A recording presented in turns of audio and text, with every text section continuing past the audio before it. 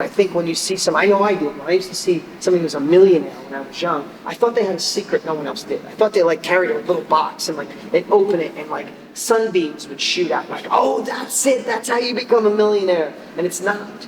It's all the little things. It's all the little things you've already heard that you're not implementing in your life.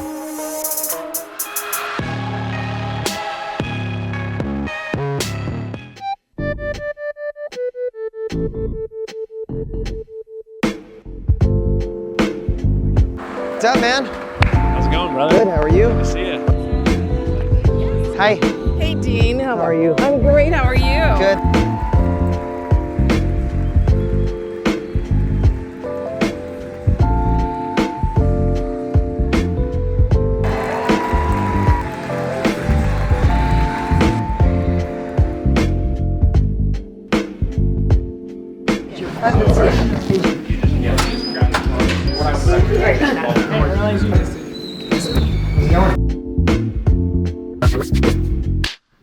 Off you go. All right, well, we're here with Dean Graziosi. Thank you for being here.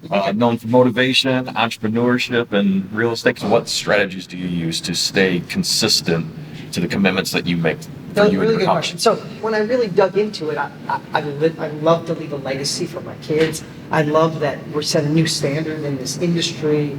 I love to impact people. All those things are great, but it really wasn't what was in my heart. When I really dug into it, I realized, number one, I never wanted to go backwards. So as a kid, for me, again, and I'm just encouraging you to get out of here and get into your heart. When you feel an emotion attached to your goal, life changes. When you get chills, when you feel different, when your physiology changes, you know that you went past the point of thinking and you're in the part of feeling. And feeling anchors in the motivation to keep going, right? So when I really dug into it, maybe these resonate with you, maybe they don't, so you can pick your own.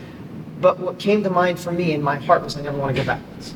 Like I said, my parents were married a bunch of times. I moved. I had different stepbrothers, stepsisters, different schools, no money for lunch some days. And I literally lived in a bathroom for about 6 months with my dad. Like all these crazy things. And that was all designed for me, no complaints. But at that moment, I realized I never want to go back there. And I don't want to go back to stay in Motel 6. I like the Four Seasons, like I don't want to go back there. But that emotion was strong. But I went even deeper. I'm like, well, why is that important to me? Why don't I ever want to go backwards? And the next one was, and if you have kids, you know what I'm talking about, is I wanted to give my kids choices. Not raise entitled kids and give them everything they want. Just the choices in life, right? And because I remember being a kid feeling I didn't have any choices. My parents made decisions, and to me, they seemed like really dumb decisions. So on choices, and then I was completely in my heart. And the next thing I did is I realized when I said, why is that important? Is I wanted to be in control of my life. And that changed everything for me. Because for me, moving all those times and having different family members in different schools and not having money and being evicted out of the trailer we lived in, I was never in control as a kid. I'd be in a new neighborhood and new friends, finally not be the new kid that gets picked on, finally get friends, then move to a new school, start over, move to a new school, and different stepdads, So for me personally, I just wanted control of it. I don't want anybody to tell me how to live or how to dress or how to talk or what I do for a living. I mean, I pick my kids up from school at least 4 days a week at 2:30. Nobody's gonna tell me I can't do that, right? I coach Little League, I coach softball, I coach flag football. Last night before I came, I stayed late because I went to flag football at my son's first practice. I wanna do those things when I wanna do it. Now, and I'm not bragging because I went through hell to get here and I'm on the other side of it. I realize that, but it's worth every bit of it. But I want to tell you, when the partner steals the money, the relationship ends, your family doesn't support you, the advertising you were using shifts and it's no longer available, the product you were going to sell, someone else took it and ripped it off. If you just think, I want financial freedom, that's why I'm going to this event, it's not enough. Financial freedom doesn't drive you. Financial freedom is one of those things where you go, and then when something goes sideways, you check out and you ride the plateau for the rest of your life. Right? When you get out of your head into your heart, when I have tough times, which I still do, when the shit goes sideways, I don't go, I gotta keep my business thriving. I gotta bring the money in. I say, no, I'm not going backwards. I'm gonna let my kids are gonna have choices, and I'm gonna live life exactly the way I want. I need to be in control. When I say those three things, it literally sparks me to push through harder and faster. I would shoot through a glass wall.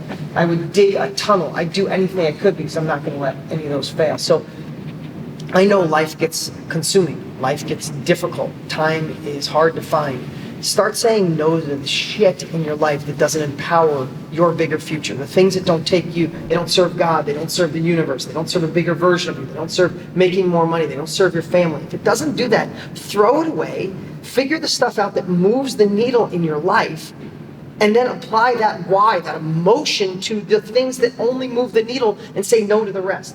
And that's not, I'm not brilliant, you've heard this before, but people need to do it.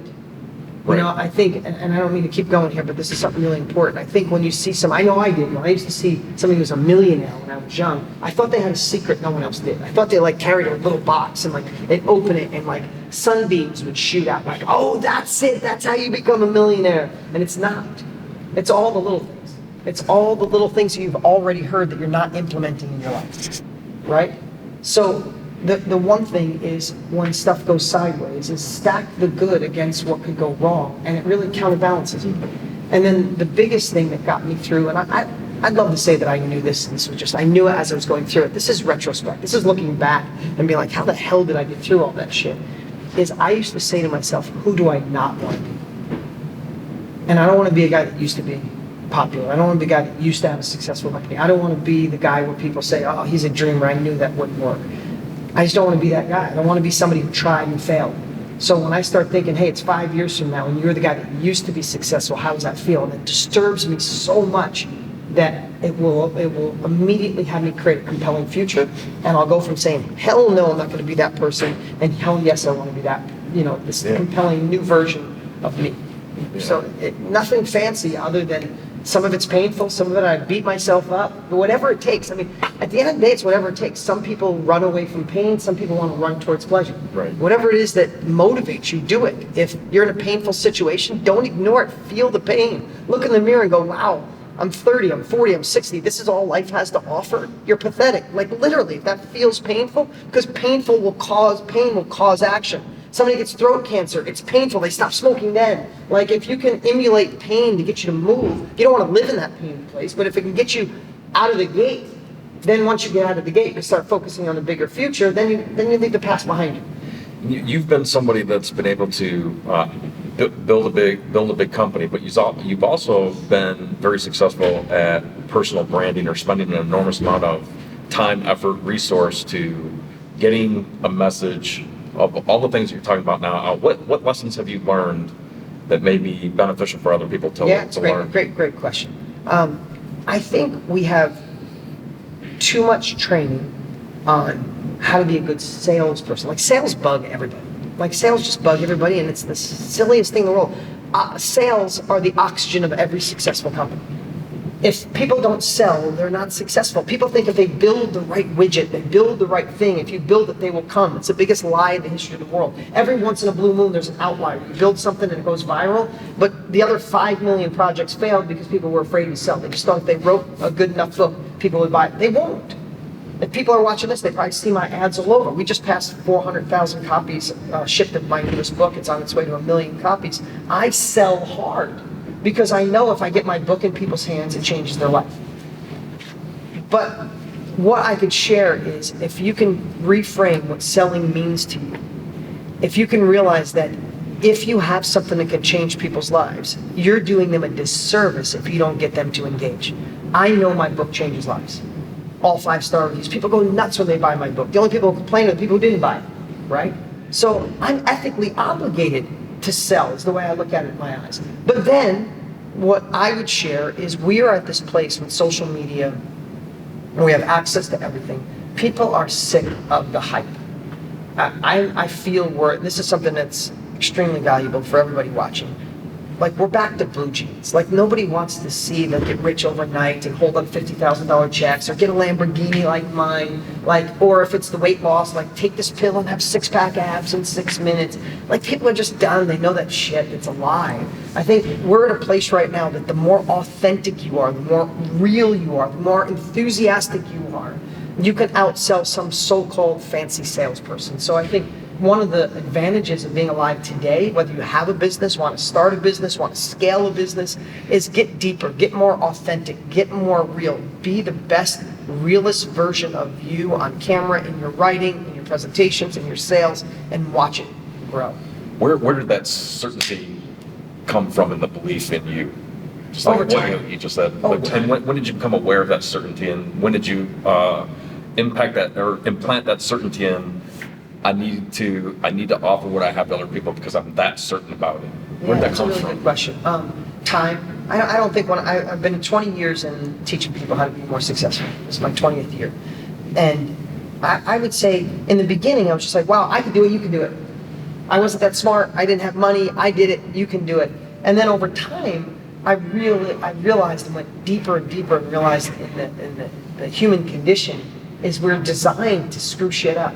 We're designed, you give somebody a business on how to sell $20 bills for $10 and they'll find a way to say it can't be real, or it doesn't work where I live, or what if the bills are fake, or let me read all the contracts first. Like we've created this self-sabotage. This is just my archaic way of saying it. I'm not a scientist or know any of this, but here's what I believe.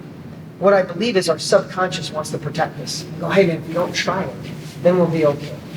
That can't be real. That can't be right. So I think we build all these barriers that protect us from failing, and we have to fight that. We have to push through that. We have to find a way to self-investigate, to learn through our own experience with each individual thing. If that makes sense. What does success mean to you? Oh man, there's a million. In my 20s, it would have meant, I couldn't wait to retire my parents in my 20s.